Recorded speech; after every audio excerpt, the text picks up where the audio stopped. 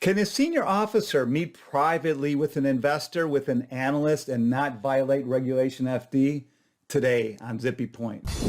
Quick Zips by Zippy Point. Quick and dirty. I'm Brock Romanek. I'm a big fan of yous. So one of the main reasons why Reg FD was adopted 20 years ago was because back then there was a prevailing practice that there was a whole lot of private meetings between senior members of management and investors, senior members of management and analysts, and a whole lot of closed-door meetings, that would surprise you. Those days are long gone because of Regulation FD. Many companies prohibit any private meetings now between senior officers and investors or senior officers and analysts. But some companies still allow them. They just ensure that their executives are accompanied by someone to deter something from being said that shouldn't be said, and to assist the officer figure out if they can safely respond to particular questions that may be posed. You and your officer may be doing a quick huddle or two in the midst of a meeting, stepping outside and not for a smoke. The chaperone is also there for one painful reason. If the officer says something they shouldn't have, there's an accidental slip, that chaperone needs to spring into action and spearhead the filing of a Form 8K promptly. So let's get into the legal weeds here. If a selective disclosure was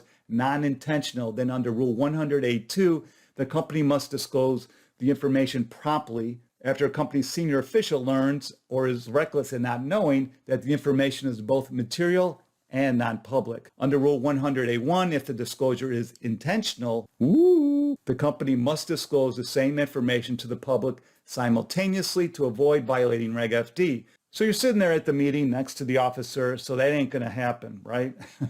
So you have a Reg FD violation with an intentional disclosure, not a good situation. And your role now is to get the information out there to the public and minimize the damages. FD leaves the manner of disclosure up to the company. If you're issuing a press release, that probably will work.